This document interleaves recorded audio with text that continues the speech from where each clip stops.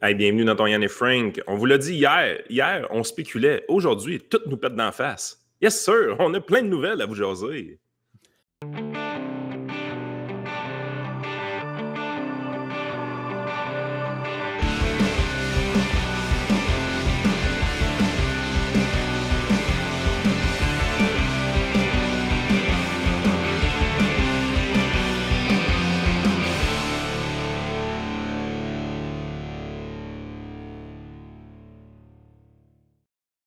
Ah oui, c'est une grosse journée. En fait, hier, j'étais comme de quoi qu'on va parler aujourd'hui? Ça pétait de partout.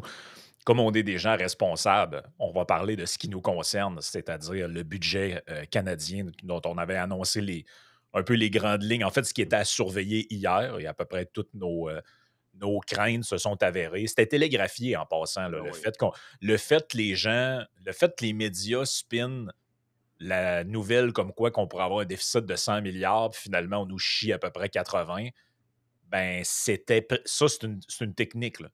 C'est la door in the face technique, là. C'est je te donne un coup bien raide, j'arrive avec quelque chose d'un peu moins pire, puis là, tout le monde est comme ouf! Ah, c'est pas si pire que ça, finalement. Hey, j'ai entendu un matin une analyse de quelqu'un qui disait là, il y a enfin un adulte qui a ouvert les livres de compte au Canada Ben référent à voyons. Mark. Ouais. Là, j'étais là. Non, Ben attends un voyons. peu, là. Non, non. Fait que là, bref, on Tu sais, va. c'est parce que là, il faut mettre un peu de contexte dans tout ça, là. On vous présente un déficit de 78 milliards. OK? 78, c'est énorme. Mais dans le contexte qu'on n'est pas en récession. On Ben l'est voilà. peut-être borderline, là. On a failli l'être, en fait, techniquement, dans le dernier trimestre, là. On s'en est tiré par 0,1 de la récession. Mais ça, même si on était en récession, c'est pas une récession qui est profonde. OK? On n'est pas en récession. Donc, on est en temps où est-ce que les gouvernements devraient, en théorie, faire des surplus budgétaires. Oui. Euh, Rappelons là, quelques chiffres. Le pire déficit sous Harper, là, c'était 56 milliards. Ça, c'était en 2008-2009. Pire crise depuis 1929. OK? Pire crise économique. Certains vont dire, ouais, mais là, il y a eu de l'inflation / du développement économique depuis ce temps-là. Parfait. L'équivalent en dollars d'aujourd'hui de 56 milliards, on parle de 80 milliards de dollars. Donc, le budget qui vous est présenté aujourd'hui, c'est le budget de crise de Harper en 2008-2009. Sauf que dans ce budget-là, on ne prévoit pas une récession dans la prochaine année. On prévoit une croissance économique de 1,1 Hmm. ce qui est très Juste, jovial comme estimation, là. juste pour faire du pouce sur ce que tu dis, là, qu'on est en temps, on n'est pas en temps de crise. Normalement, ça devrait être le temps de faire des économies, justement, en prévision de, peut-être. Ben, c'est arrivé cet été. Alberta government record 8,3 billion surplus. Non, oui. L'Alberta, son dernier budget qu'ils ont déposé, il y avait un surplus de 8,3 milliards dedans. Il y avait le Nouveau-Brunswick aussi, je pense, qui avait fait Nouveau-Brunswick. un surplus budgétaire de 500 millions. Ça, c'est le contexte dans lequel on devrait être présentement. OK? On devrait être en situation de surplus économique. Surtout que le gouvernement fédéral, généralement, dans une crise économique qui est profonde, est durement touché par ça. Parce que ses revenus dépendent énormément de la taxation des individus, des entreprises. Donc, la baisse de croissance économique, l'absence de croissance économique ou la baisse économique va faire en sorte que le gouvernement va se ramasser avec beaucoup moins de revenus rapidement. Et de l'autre côté, l'assurance chômage, l'assurance emploi, c'est pas quelque chose qui est financé d'avance. Ben, il y a une petite caisse d'assurance emploi et tout ça, mais à chaque fois là, que ça pète là, au niveau économique, là, on est obligé de donner des prestations d'assurance emploi très rapidement. Ça creuse un déficit à chaque fois. OK? Exact. Fait que la combinaison de ces deux éléments-là fait en sorte que le gouvernement fédéral est extrêmement sensible aux fluctuations économiques dans son budget. Fait qu'en Mhm. temps de récession, c'est normal de voir un gouvernement quand même se ramasser avec un déficit très profond. Ça, c'est sans compter qu'on a des tendances très interventionnistes au niveau économique. Mark Carney était un conseiller de Justin Trudeau pendant la pandémie. On sait qu'est-ce qu'ils ont fait pendant la pandémie. Pour essayer de sauver les meubles, pour essayer de sauver la crise économique, ils se sont mis à emprunter comme des innocents, là. Fait qu'on Mhm. peut penser qu'éventuellement, si Mark Carney doit gérer une récession, il va emprunter comme un innocent. Fait qu'un déficit de 78 milliards dans un contexte de récession, ça n'arrivera pas, là. Ben non. Mais d'ailleurs, ce budget-là, 78 milliards, prévoit la croissance économique de 1,1. Moi, je doute fortement que ça va arriver. Je trouve ça jovialiste comme hypothèse présentement. Il n'y a personne au Canada qui va vous dire qu'on est à l'aube d'une croissance économique incroyable. Tant mieux si ça arrive.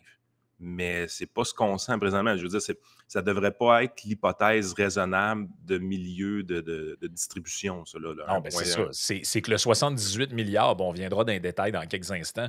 Le 78 milliards, il est conditionnel à une croissance et aussi à des coupes de dépenses Ben oui. que j'ai très hâte de voir si elles vont se réaliser. Très hâte. C'est avec ces coupes de dépenses-là qu'ils disent que c'est un budget conservateur. Les syndicats sont pas contents. Le Il va y Bloc avoir québécois, 40 000 emplois coupés. Ils ont Non. engagé 100 000 dans les dernières années. là. Ouais, c'est ça. Ils ont engagé 100 000 personnes, dont des gens qui devaient être là juste pour la COVID, puis sont encore là. Ouais. Fait que- Mais ça va-tu. Si jamais ils le font, là, ça va-tu être la preuve que. Parce qu'à chaque fois que je dis ça, il y a des gens qui disent ouais, t'exagères. Qu'est-ce que je t'ai dit, Yann, qu'on pourrait couper facilement du jour au lendemain des dizaines de milliers d'employés au gouvernement et on s'en rendrait même pas compte? Ouais, je sais. Ben, c'est ce qu'ils viennent d'avouer eux-mêmes. Ben On a oui. coupé 40 000 pouces. Si tu me dis que tu coupes 40 000 pouces et ça ne change rien dans la vie du monde, Pourquoi on l'a pas fait avant? ben, pourquoi on ne l'a pas fait? Pourquoi ils sont là? C'est la même chose, là, parce que, Pourquoi ils bref, brassent la sauce à spaghetti en télétravail, ce monde-là? mais bref, parenthèse, dans le même ordre d'idée un peu, Madame Cruella, qui est rendue Je l'apprécie, cette dame-là. au Conseil du Trésor. Ben oui, je l'ai. D'ailleurs, elle devrait assumer ce nom-là. Je pense que ça lui va quand même bien. On parle d'un grand ménage qui s'entend dans la bureaucratie à Québec. On dit une dizaine d'organismes seront abolis ou fusionnés dans le cadre d'un grand ménage de la bureaucratie. Mais Le j'espère projet qu'on de va loi, favoriser les abolitions plutôt que les fusions. Les au fusions, ça total, marche jamais. ah non, mais écoute bien ça. Au total, une quarantaine d'entités seront touchées, incluant des organismes et des fonds gouvernementaux. On va fusionner l'Institut l'INSPQ avec l'Institut national en santé. D'autres entités seront mutualisées, c'est-à-dire qu'elles devront mettre leurs ressources en commun, etc., etc.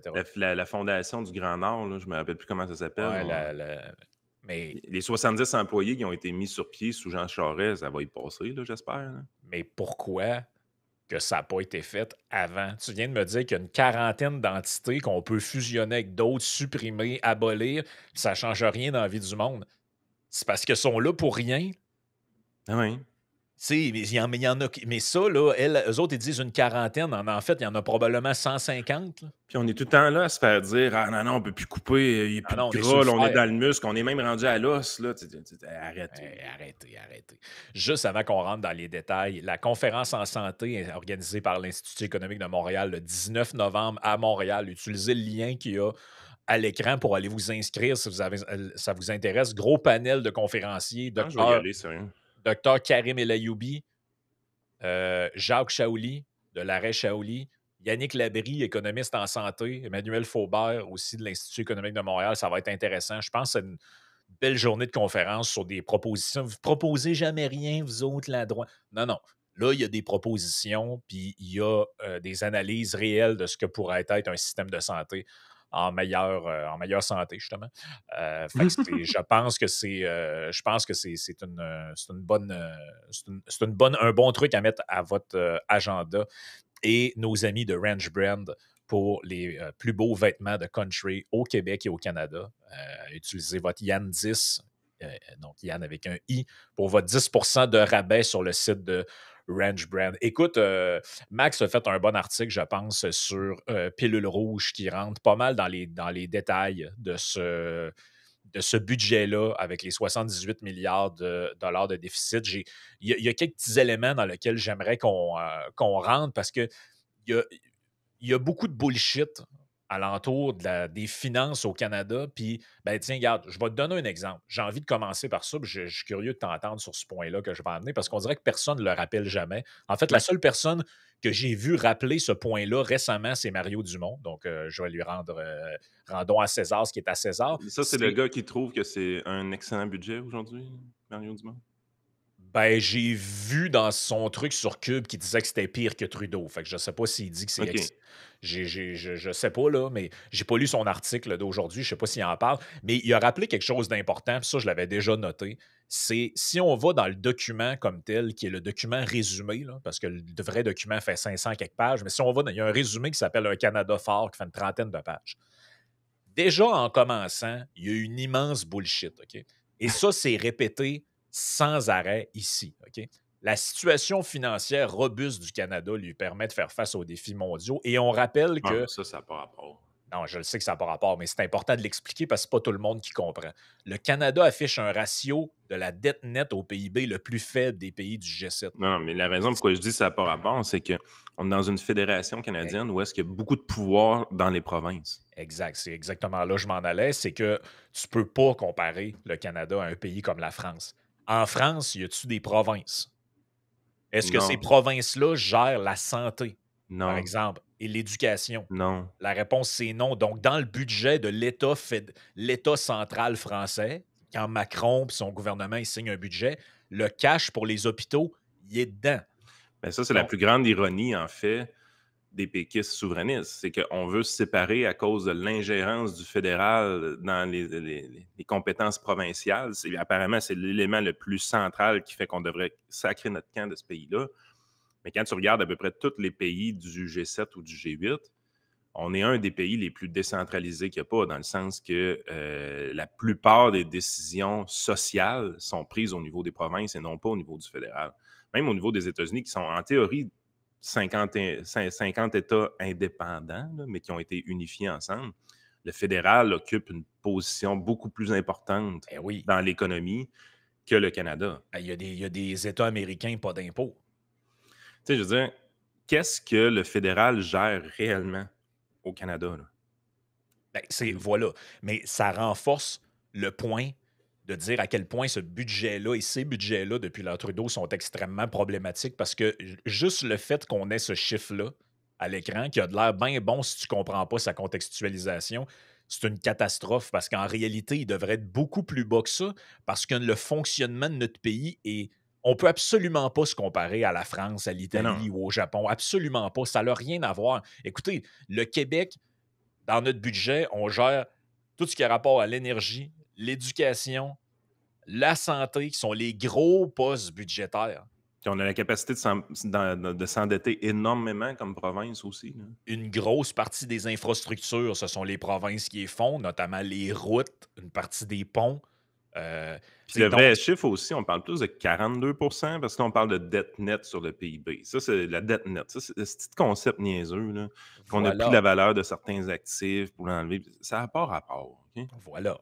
Donc, c'est ça. Donc, mais ça, je pense que c'est important de le dire parce qu'il y a un paquet de monde qu'à chaque fois, puis je comprends que c'est l'argument du gouvernement, mais vous n'êtes pas obligé d'acheter ces arguments-là. Ils sont en train de vous bourrer, là.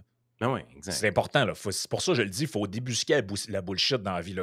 Quand le gouvernement vous répond, on a fait des milliards de déficits, mais c'est pas grave, c'est moins pire qu'ailleurs, que c'est moins pire qu'aux États-Unis, c'est moins pire qu'en France. Oui, oui, mais Vous si gérez tu. rien.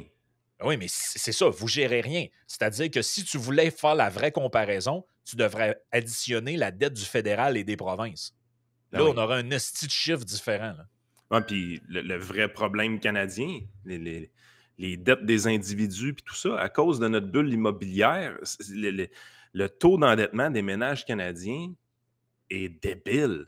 Mais ça, je pense que c'était Fraser qui avait déjà sorti un papier là-dessus. Si tu cumulais au Canada la dette fédérale, la dette du fédéral, des provinces, des villes et des individus, on était le ou l'un des pays les plus endettés au monde, là. Ça n'a pas de sens. Tu sais, fait que, je veux dire, à un moment donné, il faut comparer des pommes avec des pommes, des oranges avec des oranges. Non, donc ce graphique-là est un mensonge. Première des choses. Maintenant, les détails. Le 4 novembre, le ministre François-Philippe Champagne dépose le premier budget du gouvernement Corney, révélant le déficit de 78,3 milliards de dollars qui tranche radicalement avec les engagements de campagne du premier ministre. En février dernier, pendant la course à la direction du Parti libéral, Mark Carney avait pourtant promis de rétablir l'équilibre budgétaire au Canada d'ici 3 ans. Ça, y a-tu quelqu'un qui va y dire qu'il nous a fourrés? Je vais équilibrer le budget d'ici 3 ans. Puis même ces passe-passe comptables pour changer des dépenses de colonne, ça ne marche pas non plus, là. 9 mois plus tard, son gouvernement table sur un déficit qui atteint presque le double du déficit de 42,2 milliards de dollars prévu dans la dernière mise à jour économique de décembre 2024. Aucun retour à l'équilibre budgétaire n'est prévu au cours des 5 prochaines années, avec un déficit toujours anticipé à 57 milliards de dollars en 2030. Ça, c'est La chose que je suis quand même content aujourd'hui, là, c'est que la passe de magie qu'ils essayent de faire, de dire on équilibre le budget opérationnel, non, puis ça n'a pas marché. pour vrai, j'ai regardé, j'ai fait le tour de pas mal des médias qui avaient suivi le budget, puis ça ressort un peu, là, je dis pas que ça ressort pas, là, mais les journalistes n'ont pas l'air d'avoir mordu à la leçon. Fait que ça, c'est une bonne affaire, honnêtement, là, parce que Houdini a essayé d'en passer une petite vite. Oh oui, Mark, Mesmer, Carney, ça va être beau. Là.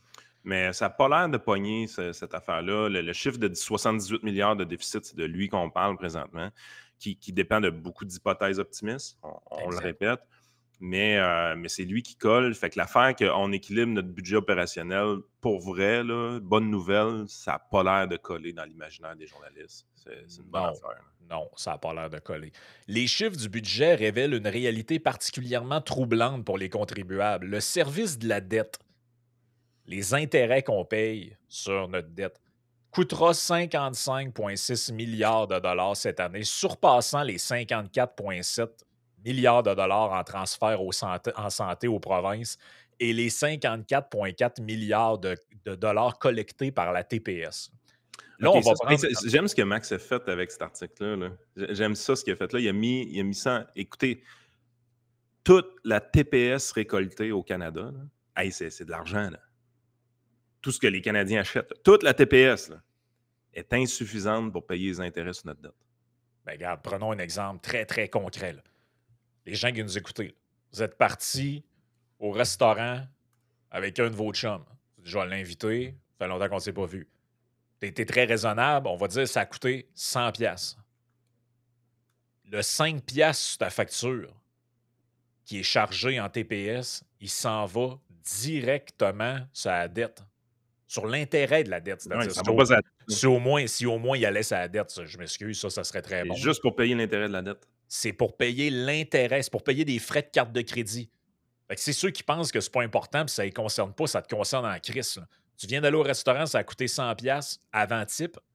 Le 5 pièces que tu as donné au fédéral, il ne sert qu'à payer les intérêts de la carte de crédit.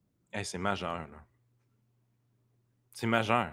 Puis les transferts aux provinces, ils déchirent leur chemise chaque année pour essayer d'en avoir plus. Parce que les transferts aux provinces, c'est merveilleux pour les provinces. Je veux dire, c'est le fédéral qui taxe, puis qui reçoit toute la merde pour avoir taxé.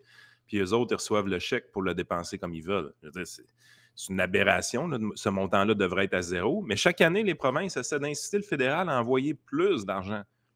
Mais Christy, on paye plus d'intérêts sur notre dette qu'on envoie de l'argent dans les provinces. C'est malade. Là. À un moment donné, il va falloir qu'il se passe de quoi au niveau de ces dettes-là. C'est rendu à des proportions. Puis le pire, c'est que des trois paliers de gouvernement, le moins pire, c'est le fédéral. Non, c'est complètement malade. Le provincial, le service de la dette est plus élevé que ça en termes de pourcentage du budget. Puis quand vous allez dans les municipalités, c'est une putain de catastrophe. Là. Non, c'est une catastrophe. Le budget 2025 prouve que la dette continue de grimper parce que les dépenses continuent de déraper, a déclaré Franco Terrazzano, directeur général de la Fédération canadienne des contribuables. Carney doit changer de cap et remettre de l'ordre dans les finances publiques. Chaque dollar de taxe de vente fédérale sert désormais à payer les intérêts sur la dette.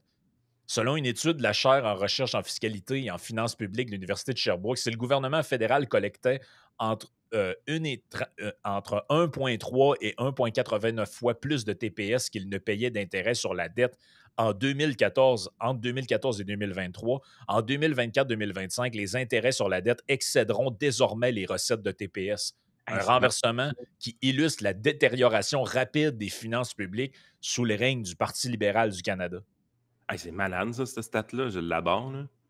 Ça veut dire qu'on reprend notre exemple du restaurant. Avant, sur ton 5 piastres, il y avait une partie du 5 qui allait sur l'intérêt de la dette, puis il y en avait un autre qui allait quelque part pour payer un programme ou un service. À peu près 3 piastres.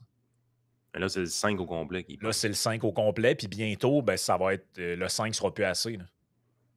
Wow! Le directeur parlementaire du budget prévoit que les frais d'intérêt grimperont à 82,4 milliards de dollars d'ici 2030 et que le ratio du service de la dette atteindra 11,3 des revenus totaux en 2029-2030, bien au-dessus du creux record de 7 enregistré avant la pandémie. Ouais. Et puis, tu sais, avant la pandémie, n'oubliez pas une affaire. Là. dans le contexte 2018-2019, c'était pas parce que Justin Trudeau nous endettait pas, c'était parce que les taux d'intérêt étaient dans la toilette, là. Ah, exact, Les exact. taux d'intérêt de 10 ans là, de 1 des affaires de même, tu sais, je veux dire, à un moment donné. Là. Le budget prévoit, parce que ça, c'est une autre menterie que j'ai entendue. J'ai entendu des gens dire il n'y a aucune nouvelle dépense de programme dans le budget. Pas vrai. Il y en a plein. OK? On vous le disait tantôt, Chris, tu as juste besoin de lire le résumé, Carlis, c'est écrit dedans. Tu sais, maintenant, il y a du monde, je comprends, là. Du Les monde journalistes ne vont pas dans un huis clos qui dure une journée de temps quand ils vont au budget. Ah, ben peut-être les vrais journalistes qui couvrent le truc, mais après ça, tu as un paquet de chroniqueurs qui écrivent des papiers dans les journaux. Ben, eux autres, ils ont juste lu l'article que leur collègue a écrit. Là. Ouais. Et si tu vas voir, même dans le petit document, Yann, c'est écrit dedans. Tu sais, je veux dire, c'est pas compliqué. J'allais voir dedans juste pour le fun. Tu vas voir, est-ce qu'il y a des nouvelles dépenses de programme? La réponse, c'est oui. L'initiative en logement. Elle peut OK. atteindre jusqu'à 115 milliards sur 10 ans. Maison Canada, c'est une nouvelle dépense de programme, ça, Ben, d'après toi? c'est une promesse électorale de la dernière Ouais. campagne. On a ri de cette promesse-là. Hey, by the way, là, on a parlé tantôt de bulle immobilière. Là.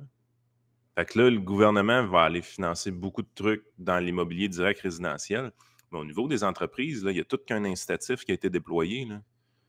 Là. Les entreprises qui vont agrandir leur shop éventuellement, avec une grosse dépense immobilière, commerciale ou industrielle, ils vont pouvoir la passer en amortissement complet la première année dès l'ouverture et la mise en service.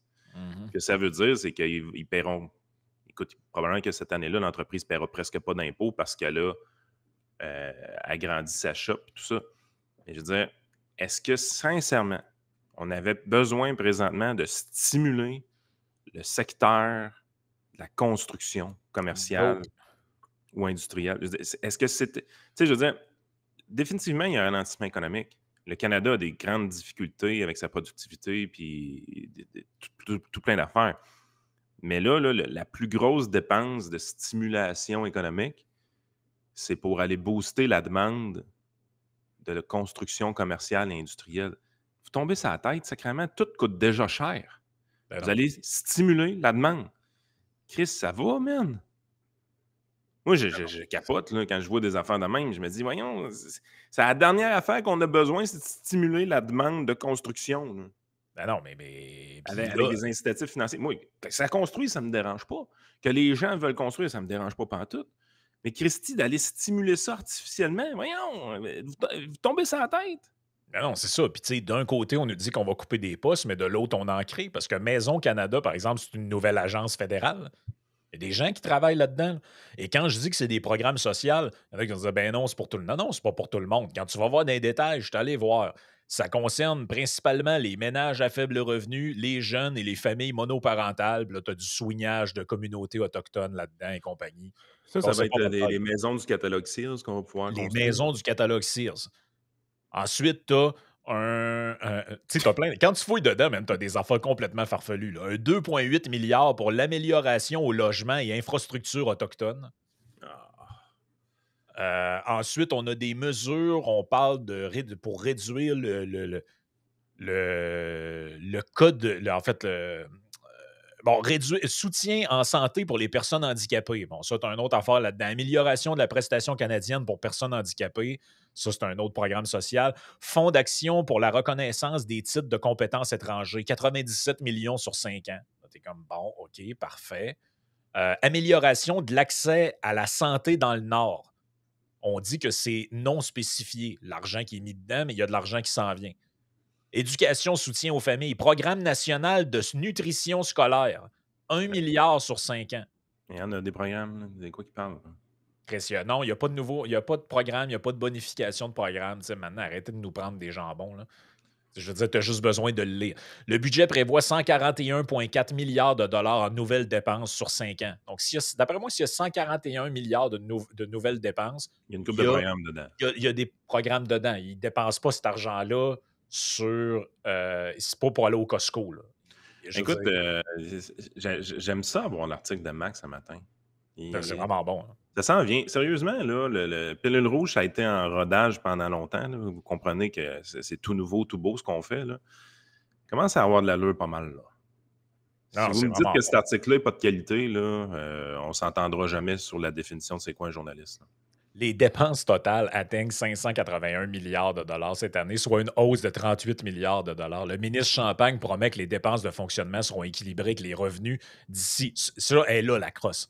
Il promet que les dépenses de fonctionnement, Ah, tu peux arrêter de lire le paragraphe là, ça sert à rien, là, c'est de la merde, là. c'est ça. Le gouvernement ne peut pas continuer à vivre à crédit indéfiniment alors que les contribuables paient déjà 1 milliard de dollars par semaine en intérêt sur la dette, souligne Nicolas Gagnon, directeur pour le Québec de la Fédération canadienne des contribuables. Les investissements se répartissent en 4 piliers. 25 milliards pour le logement, 115 milliards en infrastructure, 30 milliards pour la défense et la sécurité, 110 milliards pour la productivité et la compétitivité. Le gouvernement vise à mobiliser 1000 milliards de dollars en investissements totaux au cours des 5 prochaines années, combinant dépenses publiques et capitaux privés. Là, tu sais, je sais pas si vous comprenez, là, mais encore dépenses en infrastructure, tout ça. Puis le point, c'est pas qu'il faut pas en faire, là. Le point, là, c'est que. C'est qu'ils ne sont pas financés. Mais c'est parce que non, c'est que présentement, là, tout ce qui coûte cher, c'est la construction. Tout ce qui on est dans une bulle immobilière, puis la construction coûte les œufs de la tête. Là, on s'en va stimuler le secteur de la construction avec des investissements en infrastructure puis en logement. Ouais, tu stimules la demande. Tu sais, je veux dire, c'est pas pour rien que ça coûte cher aussi en construction, c'est que le gouvernement n'arrête pas de garrocher de l'argent. Fait que t'as de la demande, de la demande, de la demande, mais là, elle change pas vite, là. Ah non, c'est ça. Exact. Le seul bout que je pense qui était vraiment nécessaire, là, puis on paye les prix d'avoir le prix d'avoir négligé ça au moins pour les 10 dernières années, c'est un peu d'argent dans l'armée, parce que là, Moi, je suis d'accord. ben là, ça n'avait plus de bon sens, là. Non, non, le bout de l'armée, honnêtement, c'est une bonne affaire, ça.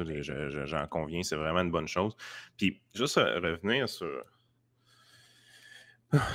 Sérieusement, tu regardes ce que ça va faire là, au niveau de la construction. Là. Moi, je comprends pas que les gens n'allument pas de ce côté-là. Cette bulle-là, là, elle va nous péter dans la face. Il faut arrêter de souffler dans le ballon. Là. Mais non. On peut-tu ramener Jim Flaherty? Lui, il l'avait compris dans le temps. Là. S'il y en a un qui a réussi à contrôler la croissance du prix des maisons, puis du prix de l'infrastructure, puis de l'immobilier, là, c'était Jim Flaherty. Il avait réussi à calmer ça un peu. Mais là, c'est la décadence totale dans ce secteur-là. On est dans une des plus grosses bulles immobilières au monde. Là. Ah, puis Yann, ça ne s'améliorera pas avec l'autre, mais je peux te nommer une autre mesure qu'il y a dans le budget. Suppression de la TPS sur l'achat des premières habitations neuves. Quand, vous voyez, c'est sauter sur le crank. Puis le pire, c'est que les programmes d'infrastructure aussi, là, j'ai lu un peu sur les divers programmes qu'ils veulent faire. Là. C'est green en sacrifice. OK? Les entreprises comme Brookfield, je sais pas Ah pourquoi, ouais, à tout hasard. à tout hasard, ils vont triper là. Tu sais, je veux dire, si vous ne faites pas le lien avec Brookfield puis ce budget-là, je veux dire, vous êtes aveugle. Ah, mais c'est ça, là. Tu sais, c'est gênant, sérieux. Parce que. Hey, puis les infrastructures vertes, là. Tu sais, je veux dire, si c'est un projet d'infrastructure, là, puis c'est pas vert, là, bonne chance pour avoir les crédits, puis les programmes, puis les subventions, tout ça. Mais si c'est green, là, oh mon Dieu. Ah ouais. C'est le paradis de la subvention. Écoute, ce qu'on a fait là, dans ce budget-là, là, où est-ce qu'ils disent ah, on va avoir des investissements, non, des dépenses, des investissements dans leur tête, là, c'est qu'ils ont mis fit ces stéroïdes au fédéral. Là. Ben, c'est ça. On a Fitzgibbon, ces stéroïdes présentement au niveau fédéral. Là. Ouais, puis, tu sais, qu'est-ce qui fait qu'un investissement. Et qu'est-ce qui fait que de l'argent est un investissement ou une dépense, je vais vous le dire, c'est quand ça devient une dépense le jour où ça a mauvaise presse dans les médias. Nordvolt, au début, c'était un investissement. Ouais, là, c'est une dépense. Là, c'est une dépense. Ben, c'est ça la réalité, OK? Pour financer ces dépenses, le gouvernement impose un examen exhaustif visant à réaliser 60 milliards de dollars d'économies sur 5 ans. Hier, c'était pas clair s'il allait vraiment le faire. Il y avait des articles qui disaient qu'ils n'ont pas vraiment l'intention de le faire. Bon, mais c'est quoi ça fait dans le budget s'ils n'ont pas l'intention de le faire? vous avez compris, là, les déficits projetés sont gargantuesques, mais ils sont moins qu'ils le sont en réalité parce qu'on prévoit des économies de 60 milliards de dollars sur 5 ans. Puis ça, je veux dire, si vous voyez les déficits projetés puis qu'ils le réalisent, là, By the way, ils le font jamais, OK? Mais s'ils réalisent leurs promesses, ben ça te prend pour acquis que les 40 000 fonctionnaires, ils ont perdu le job, là. Ça veut dire qu'ils ont réussi à faire ça, là. Exact. Oui, on en Oui. doute tout un peu, là. On en doute Oui. tout un peu. Hey, by the way, Radio-Canada, eux autres, ils n'ont pas été coupés. Non, eux autres, ils ont un 150 millions de plus, ils le méritaient vraiment, là. Hey, ils avaient besoin de 150 millions de plus, eux autres, là. Ben, écoute, ça va permettre d'engager 3 4 chroniqueurs aux cheveux en plastique de plus, là. Le budget prévoit également, comme tu viens de le dire, la suppression de 40 000 postes dans la fonction publique d'ici 2028-2029. Ça, j'ai vraiment hâte de voir ça. J'y crois zéro pin barre. Soit environ 10 des effectifs. Ironiquement, le gouvernement a ajouté 99 000 fonctionnaires depuis 2016, faisant augmenter le coût de la bureaucratie de 77 Sacrément. Non, c'est complètement malade. Si le gouvernement a éliminé la taxe carbone pour les consommateurs depuis le 1er avril 2025, réduisant les prix de l'essence d'environ 18 cents le litre, le budget maintient et renforce la tarification du carbone pour les entreprises. Ah, ça, c'est Cette, la passe du coyote, ça. cette taxe industrielle s'applique à un large éventail d'émissions de gaz à effet de serre des entreprises canadiennes et sera ultimement transférée aux consommateurs par l'augmentation des prix des biens et services. Of fucking course. Le budget constitue un vote de confiance. Bon, là, on parle des enjeux dont on Mais avait parlé la hier. dernière phrase que tu viens de lire, là, c'est factuellement vrai. Tu es d'accord avec moi? Ben oui. Euh, dans quel autre journal au Québec vous avez la possibilité de lire une phrase comme ça écrite par un journaliste? C'est plutôt rare. Certains diraient que ouais, mais c'est teinté, c'est biaisé idéologiquement, cette affaire-là. Ça ne l'est pas pantoute. C'est factuellement vrai ce qui est écrit là. Non, non, je veux dire, si tu taxes, c'est le même débat qu'on avait, là. C'est quand les municipalités imposent des redevances à des constructeurs, quand la tour lève, là, ben, les unités qui sont à louer ou à vendre sont plus chères. Fait que, Je veux dire, pourquoi j'insiste un peu là-dessus, c'est regarder, là, ça, c'est un article de journal écrit par notre journaliste qui rapporte des nouvelles. Puis oui, il y a la teinte idéologique qu'on veut que ça l'ait à l'intérieur, là.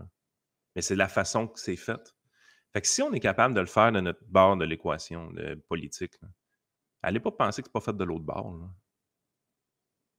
Mais apparemment, il y a juste eux autres qui ont le droit de le faire. Nous autres, on peut pas faire ça. Dire des faits comme ça, là, ouais.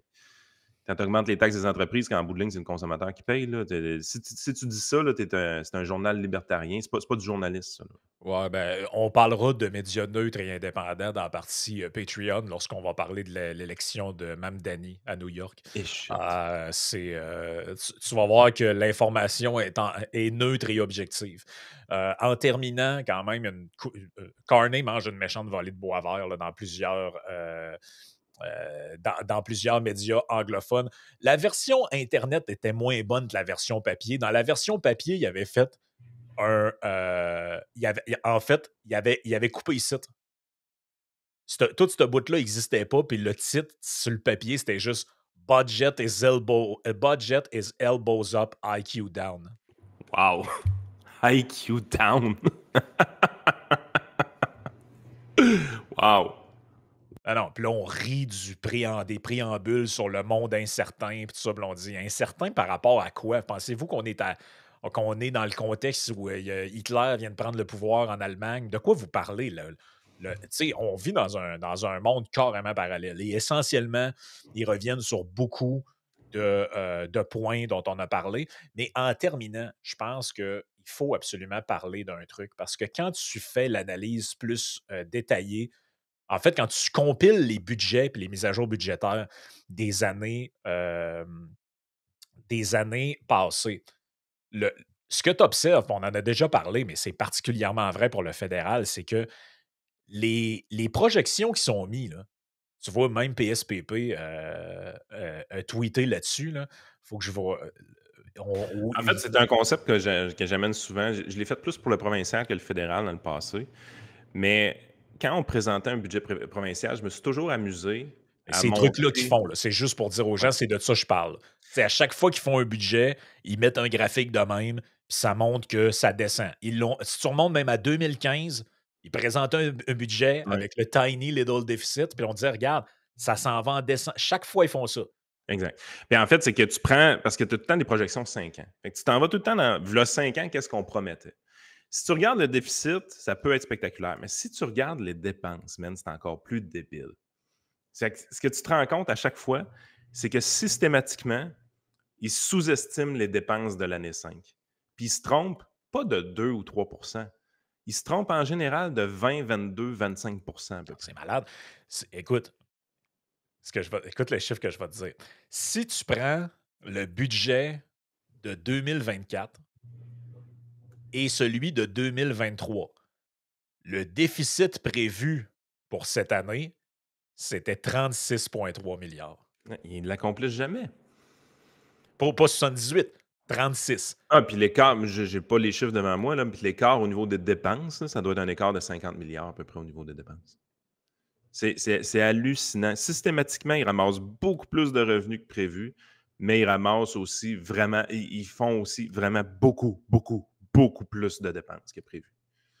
Fait que, tu sais, ces projections-là, 5 ans, c'est risible. Puis, il n'y a jamais personne qui revient là-dessus. Je te fais une confession, pour le Québec, je m'étais décollé un fichier Excel Oui. où est-ce que j'avais les projections depuis des années 2000, puis la réalité.